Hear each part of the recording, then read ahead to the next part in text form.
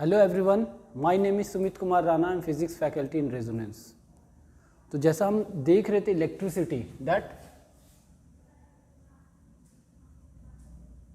Electricity तो हमने already cover कर रखा है अबाउट द इलेक्ट्रिक सर्किट और डिफरेंट इलेक्ट्रिकल सिंबल के बारे में। ठीक है, हमने ऑलरेडी देख रखा था that different electrical instrument, that is volt meter. ठीक है, एमीटर अगर मैं लिखूं स्टार्टिंग से तो दिस इज द, अगर मैंने सबसे पहले देखा जाए तो गैल्वेनोमीटर, एमीटर, वोल्टमीटर। ठीक है हमने देख रखा था उनकी रिप्रेजेंटेशन, गैल्वेनोमीटर की रिप्रेजेंटेशन क्या थी, कैपिटल जी, एमीटर की representation capital A and volt meter की रिप्रेजेंटेशन कैपिटल वी। ठीक है, ये रिप्रेजेंटेशन था। Symbolically we are representing this that galvanometer, ammeter and volt meter. अब देखो ये galvanometer, what is the purpose और what is the use of this galvanometer.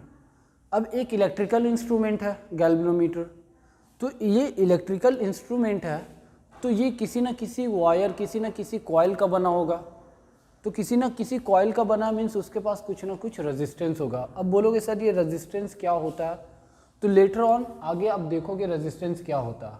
ठीक है ना, तो रेजिस्टेंस होता है मीन्स क्या है, समथिंग लाइक उसकी कंस्ट्रक्शन इस तरीके की होती है। ठीक है, ये गैल्वेनोमीटर है और इस तरीके की उसकी कंस्ट्रक्शन होती है। और इसके अंदर अगर आप देखोगे इसके अंदर की पार्ट में तो वहाँ पे, ठीक है ना, ये गैल्वेनोमीटर है, पूरा ही गैल्वेनोमीटर है। और यहाँ पे उसके ऊपर क्या होता है, निडल होता है। ठीक है ना, needle means this needle will deflect left as well as right. तो ये अभी जो कंडीशन है ना, this is the origin means this is the mean condition. According to the direction of current ये निडल क्या करता है, ये जो निडल है ये निडल क्या करता है, डिफ्लेक्ट करता है टुवर्ड्स लेफ्ट और towards right. Means galvanometer detect the presence of current in the circuit. What purpose of galvanometer is, it detect the presence of current, electric current in circuit. ठीक है, ये electric circuit की presence को क्या करता है, detect करता है या नहीं है। और ये बेसिकली स्मॉल करंट को ही डिटेक्ट कर पाता है। क्लियर है ना, क्योंकि इसकी किसी ना हर चीज़ की कुछ लिमिट होती है। ऐसा तो नहीं है तो कुछ भी दे दिया तो वो मेज़र कर लेगा। ठीक है ना, तो लिमिट होती है। जैसे फॉर एग्जांपल आप मेजरिंग टेप देखे होगे, आपकी स्केल वो 15 सेंटीमीटर तक ही मेज़र कर पाएगा ना।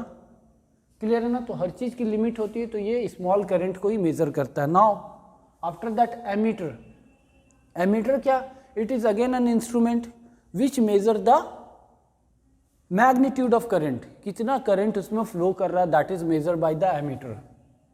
और ये हमेशा सीरीज में कनेक्टेड होंगे। ये एक्चुअली गैल्वेनोमीटर सपोज गैल्वेनोमीटर में करंट आ रहा IG, ठीक है, अभी सारे टर्म समझ आएंगे।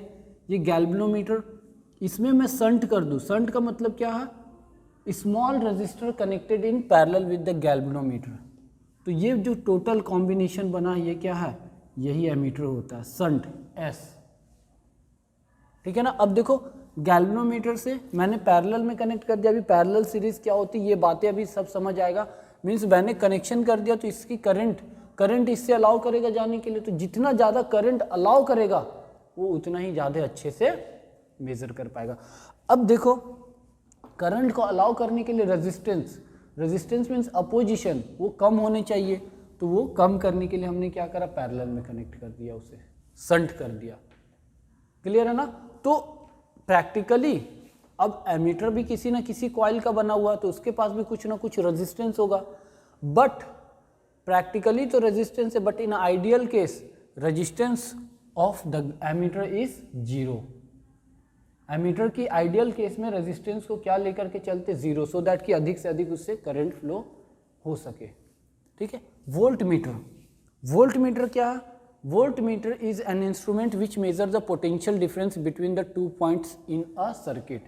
कोई भी सर्किट है हमारे पास, उसके बीच में मेरे को क्या करना, पोटेंशियल डिफरेंस मेजर करना। अब जैसे ही किसी चीज़ को आप कनेक्ट करें दो पॉइंट में, सपोज इसमें करंट फ्लो कर रहा, इस पॉइंट और इस पॉइंट में आपने कनेक्ट करा, और वो कनेक्ट करते ही उसमें अगर करंट फ्लो होने लग जाए तो एग्जैक्ट पोटेंशियल डिफरेंस तो हमें दिखेगा नहीं, मिलेगा नहीं। तो वैसे चीज को करना जिसकी रेजिस्टेंस, मतलब जो करंट को रोके, अपने अंदर आने नहीं देना चाहे, तो वो गैल्वेनोमीटर को ही क्या किया जाएगा, वोल्टमीटर बनाया जाएगा। मीन्स वोल्टमीटर को इस तरीके से बनाया जाएगा सो दैट उसके साथ सीरीज में एक हाई रेजिस्टेंस को ऐड किया जाएगा, जिससे क्या होगा, जैसे ही आप सर्किट में कनेक्ट कर दोगे इस वोल्टमीटर को, ये टोटल इस वोल्टमीटर, ये टोटल कॉम्बिनेशन जो आपको दिख रहा है यहाँ पे, ये पूरा ही वोल्टमीटर, ये पूरा ही एमीटर है, और ये पूरा गैल्वेनोमीटर है। ठीक है ना। तो गैल्वेनोमीटर में आपने सीरीज में रेजिस्टर जोड़ दिया और रेजिस्टेंस की वैल्यू हाई होती है। अब यहाँ जैसे ही आप दो पॉइंट के बीच में, इन दोनों पॉइंट के बीच में 1 और 2 में जोड़ दिया, तो यहाँ पे आपको पोटेंशियल ड्रॉप ये रीड करके देगा। क्लियर है ना। मतलब क्या, ये अपने थ्रू मिनिमम से मिनिमम करंट को अलाउ करेगा, और उसके लिए क्या होना चाहिए, रेजिस्टेंस की वैल्यू हाई होनी चाहिए। क्लियर है।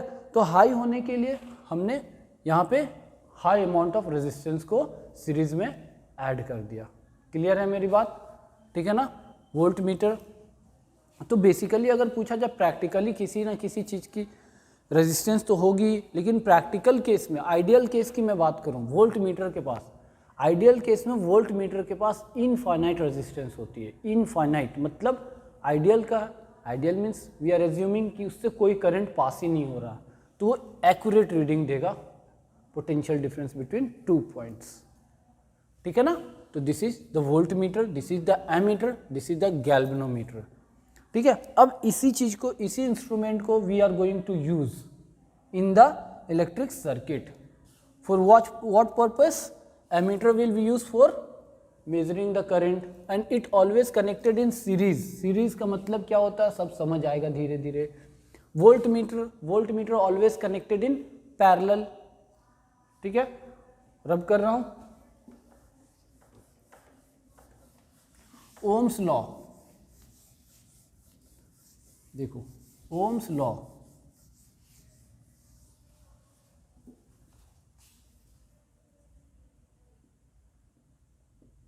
Ohms law, George Simon Ohm discover this law in year 1789 to that 1857, in between this year. And what he stated, उन्होंने क्या बोला? He stated that it states that the current passing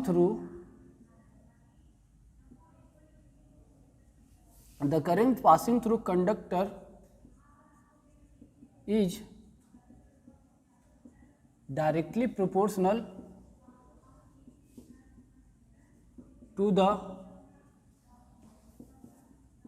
potential difference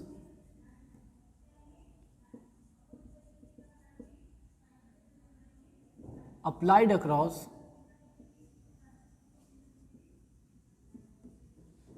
the end of conductor, provided that the temperature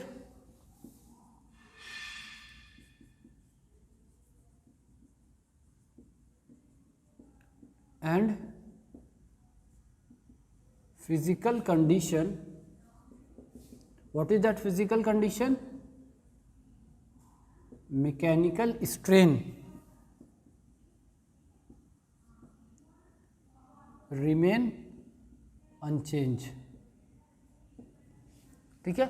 Ohm's law ने क्या बोला था? It stated that the current passing through the conductor, कोई conductor है, कोई conductor है हमारे पास, उससे जो करंट पास होगा वो डायरेक्टली प्रोपोर्शनल होगा potential difference applied across the end of the conductor.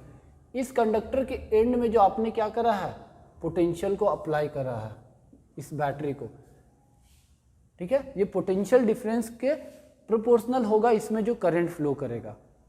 End of the conductor provided that temperature, देखो टेम्परेचर वहाँ पे कांस्टेंट होनी चाहिए, टेम्परेचर इंक्रीज ना डिक्रीज होनी चाहिए, और फिजिकल कंडीशन लाइक वायर में कोई इलॉन्गेशन वगैरह नहीं आना चाहिए, ठीक है ना, रिमेन अनचेंज, वो जो एक्सपेरिमेंट पर्पस के लिए आपने लिया है वो वैल्यू सेम होने चाहिए।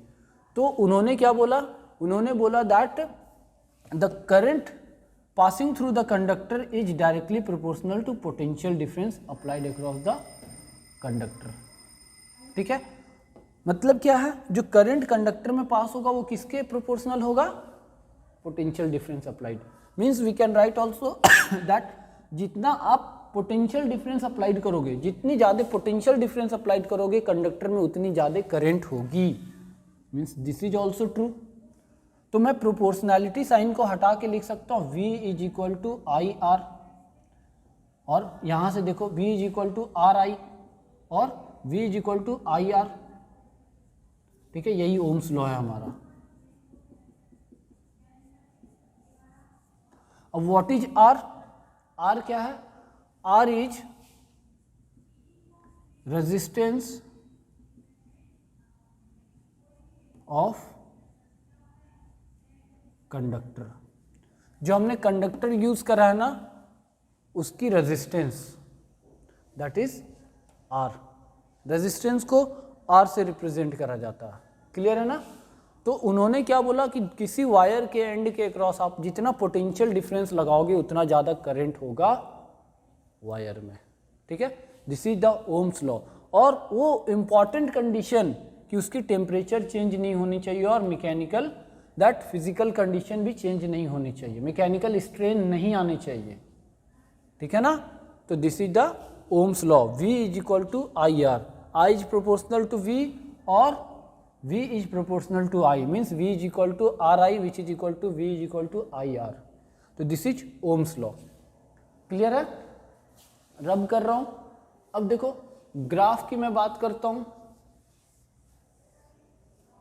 ठीक है, तो ग्राफ कैसे बनेगी, V is proportional to I, जितनी ज़्यादा V की उतनी ज़्यादा I की वैल्यू। तो V क्या है, I से प्रोपोर्शनल है, तो देखो लीनियरली इंक्रीज करेगा V I। तो this is the graph, linearly increase कर रहा, जितना ज़्यादा V बढ़ेगा उतना ज़्यादा I भी बढ़ेगा। क्लियर है, तो this is the graph for ohms law. Ohm's law के लिए जो ग्राफ ड्रॉ किए जाते हैं, दिस इज द ग्राफ, है ना, लिख लिए। नाउ अब जो ओम्स ने लॉ दिया था that V is equal to I R, means V is proportional to I, तो उसकी वेरिफिकेशन कि उन्होंने जो लॉ दिया वो सही है या नहीं है, तो उसके वेरिफिकेशन के लिए एक्सपेरिमेंट कंडक्ट करा गया था। ठीक है ना, तो experimental verification for the Ohm's law.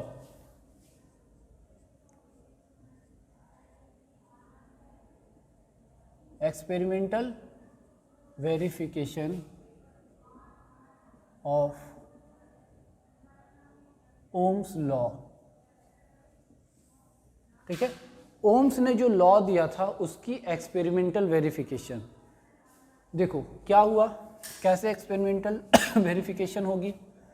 तो देयर इज वन सर्किट, जिस सर्किट में एक रियोस्टैट है, वेरिएबल रजिस्टर, और एक यहाँ पे रजिस्टर है। ठीक है, और इस रजिस्टर के अक्रॉस वोल्ट मीटर कनेक्टेड है, देखो पैरेलल में कनेक्टेड है। एंड आफ्टर दैट एक यहाँ पे एमीटर कनेक्टेड है और यहाँ पे एक की कनेक्टेड है। क्लियर है। अब क्या किया जा रहा है, there are number of cells, cells means this. ठीक है, सपोज मेरे पास 4 सेल्स है और सारे का पोटेंशियल डिफरेंस V है। ठीक है, और जब ये सर्किट में कनेक्ट होता है तो करंट V पोटेंशियल डिफरेंस जब कनेक्ट होता है तो ये करंट कितना देता है, आई देता है। क्लियर है ना? अब देखो, जैसे ही मैं एक सेल को लाके यहाँ पे कनेक्ट करा इस तरीके से और की को क्लोज करा, तो क्या होगा, करंट, इसकी पोटेंशियल V और ये करंट I दिया, एक V से करंट I मिला और ये करंट इस तरीके से फ्लो करना स्टार्ट किया, रेजिस्टेंस के क्रॉस पोटेंशियल डिफरेंस मेजर करा गया। ठीक है ना? तो यहाँ पे एमीटर करंट मेजर किया गया, तो देखा गया जो अप्लाइड पोटेंशियल डिफरेंस है V डायरेक्टली प्रोपोर्शनल है करंट का। क्लियर है? जब मैं यहाँ पे 2V दे रहा हूँ, एक V से I मिला, तो जब मैं एक और सेल कनेक्ट कर रहा हूँ समथिंग लाइक दिस, एक मैंने कनेक्ट करा वो हट गया, एक कनेक्ट करा और, तो यहाँ पे मेरे को करंट जो मिल रहा 2V वो मेरे को 2I दे रहा।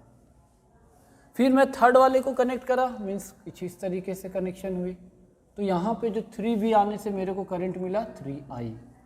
फिर फोर्थ वाले को मैंने कनेक्ट करा, तो यहाँ पे 4V इज इक्वल टू, और 4V is directly proportional to 4I। Clear है? जो सर्किट में करंट है वो डायरेक्टली प्रोपोर्शनल है अप्लाइड पोटेंशियल डिफरेंस के, है ना? तो अब देखो मैं इसको ग्राफ बनाता हूँ, तो ग्राफ I को मैंने x एक्सिस में लिया और V को मैंने y एक्सिस में लिया। तो सपोज स्केलिंग मैं कर रहा हूँ I, 2I, 3I, 4I, और पोटेंशियल डिफरेंस I के प्लेस पे दैट इज V, 2I के प्लेस पे दिस इज 2V, 3I के प्लेस पे दिस इज 3V, 4I के प्लेस पे 4V। अब देखो IV this point, 2IV this point, 3IV this point, 4IV this point. अब सारे को कनेक्ट कर दो, आपको स्ट्रेट लाइन दिखेगा। This is the experimental verification of the Ohm's law, कि जितना ज़्यादा अप्लाइड पोटेंशियल डिफरेंस हुआ करंट हुआ और दिस इज लिनियरली इंक्रीजिंग। ठीक है ना? तो ये वेरिफिकेशन हो गया। तो हमने देख लिया ओम्स लॉ। ओम्स लॉ का एक्सप्रेशन क्या है? V is equal to I R, where V is potential difference, I is current and R is resistance of conductor। ठीक है ना? नाउ रब कर रहा हूं,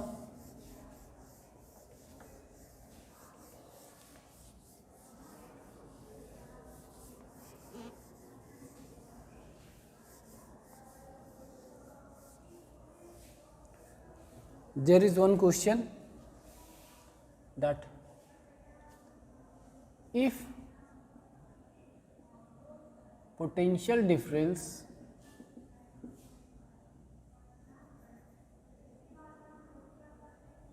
of 10 volt applied across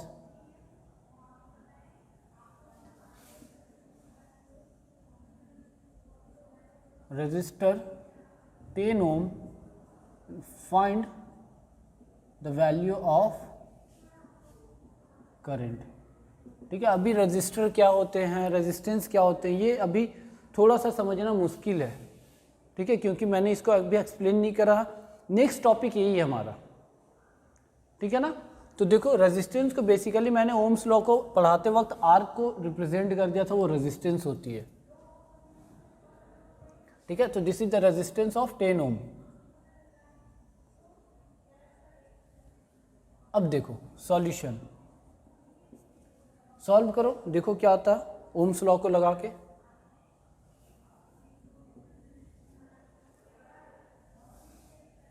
देखो ये कुछ इस तरीके का कंडीशन है, रेजिस्टर है और उसके अक्रॉस पोटेंशियल डिफरेंस अप्लाइड है, V R और इस पे करंट I होगा, है ना?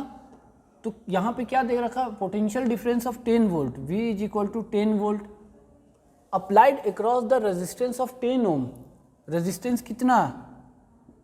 10 ओम है। Find the value of current, current कितना होगा ये मेरे को बताना है। ठीक है ना? तो according to ohm's law V is equal to I R, तो इसको क्या करो, रीअरेंज करो, तो I इज इक्वल टू क्या होगा, V अपॉन आर। तो I is equal to V, I is equal to V की वैल्यू कितनी है 10 है, और R की वैल्यू कितनी, V की वैल्यू देखो 10 है, R की वैल्यू 10 है, तो ये कितना हो गया 1। और करंट की यूनिट क्या होती है, unit of current is ampere, तो दिस इज 1 एम्पियर, ठीक है ना। तो दिस इज द सॉल्यूशन।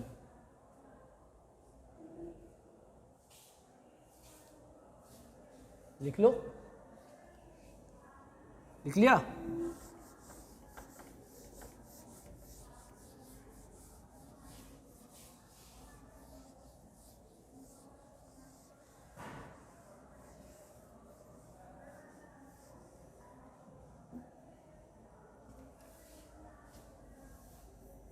देखो,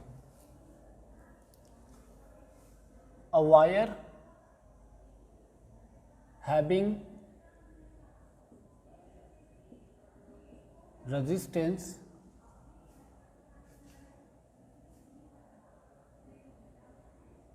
10 ohm and applied potential difference across its end is 8 volt. Find the numbers of electron that passes through its area in 1 second. Means find out the numbers of electron per second. Clear है? Find its, solve करो इसे। देखो, pause करो video को, solve कर लिया, match करो। A wire having resistance 10 ओम, एक वायर है जिसकी रेजिस्टेंस कितनी दे रखी है 10 ohm, and applied potential difference across its end is, potential difference, एक वायर है जिसकी रेजिस्टेंस कितनी दे रखी है 10 ओम दे रखी है ना, और इसके अक्रॉस जो पोटेंशियल डिफरेंस अप्लाइड हुआ वो कितना का है 8 वोल्ट है। मेरे को बताना नंबर ऑफ इलेक्ट्रॉन जो पास कर रहा इस वायर के किसी एरिया से कितने सेकेंड में, 1 सेकेंड में, मतलब टाइम कितने सेकेंड में, 1 सेकेंड में, कितना नंबर ऑफ इलेक्ट्रॉन पास कर रहा है वो मेरे को बताना। तो इलेक्ट्रॉन की चार्ज क्या होती है 1.6 इंटू 10⁻⁻19 कूलम। अब देखो, मेरे को n चाहिए, रेजिस्टेंस और पोटेंशियल डिफरेंस दे रखा है according to ohm's law, V is equal to I R, तो I क्या होगा V अपॉन आर। तो V की वैल्यू कितनी है 8 है और R की वैल्यू 10 है, तो दिस इज 0.8 एम्पियर, I आ गया।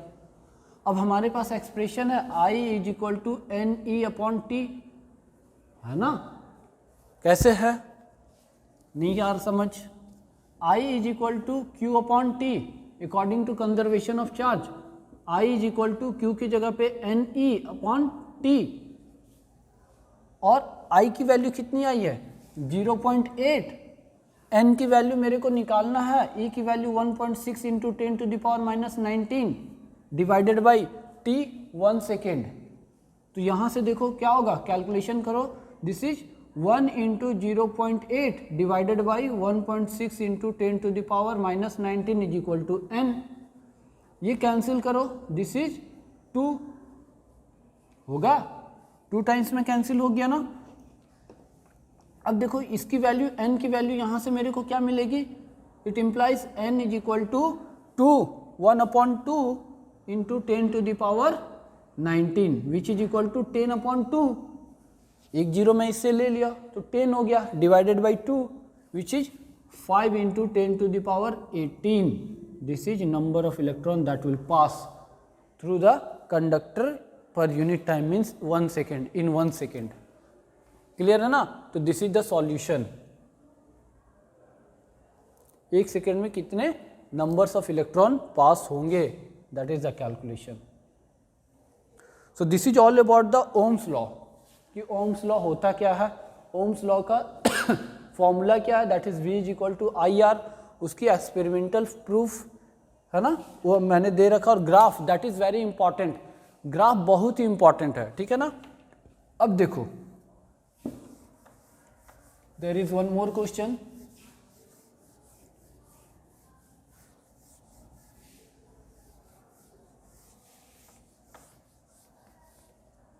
Now there is a graph VI graph, ठीक है, and this is for R2 and this is for R1.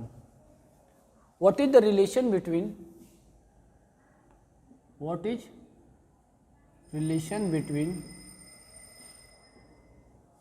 R1 and R2? Means R1 is greater than R2 और R2 is greater than R1, ठीक है। अगर मैं option दे दूं तो R1 is greater than R2 या R2 is greater than R1, this is second option, this is first option, and this is third option, that is R1 is equal to R2, or fourth option that R1 is R1 is equal to 0 and R2 is also 0, ठीक है, this is the fourth option. अब देखो suppose this is θ1 and this is θ2, VI graph means VI graph का मतलब ये V और ये I, तो ये ट्रायंगल कंप्लीट होगा, तो tan थीटा मेरे को मिल जाएगा यहाँ से V की वैल्यू और I की वैल्यू से, तो tan थीटा का मतलब क्या होता है, that is V upon I, है ना, परपेंडिकुलर अपॉन बेस, तो tan थीटा, और V upon I, V is equal to क्या लिखे था IR, तो V upon I is equal to क्या मिलेगा R मिलेगा, तो ये VI upon is equal to क्या मिलेगा R मिलेगा, मतलब मेरे को पता लग गया tan थीटा किसके बराबर होगा, R के बराबर होगा। अब tan थीटा वन, ठीक है, देखो θ1, ये थीटा, अगर मेरे पास θ1 देखो θ1 इज लेस देन θ2 है ना, तो tan θ1 is less than tan θ2, और tan थीटा किसको रिप्रेजेंट करता है, रेजिस्टेंस को, means R2 is greater than R1। tan theta का मतलब क्या है, रेजिस्टेंस, और जिसकी थीटा बढ़ा वो tan थीटा का वैल्यू बढ़ा और उसकी रेजिस्टेंस बढ़ा, तो R2 is greater than R1, this option is correct option, ठीक है ना। तो this types of question is very important, ये बहुत ही इंपॉर्टेंट क्वेश्चन होते हैं। एंगल आपको दे रखे होंगे, करंट दे रखा है, यू हैव टू आइडेंटिफाई किसकी रेजिस्टेंस ज़्यादा होगी, R1 या R2 की, the way is by the help of that slope, ठीक है ना। This is all about the today's lecture. So Ohm's law मैंने कंप्लीट कर दिया, आगे के लेक्चर में आगे रेजिस्टेंस के बारे में we will discuss. So thank you.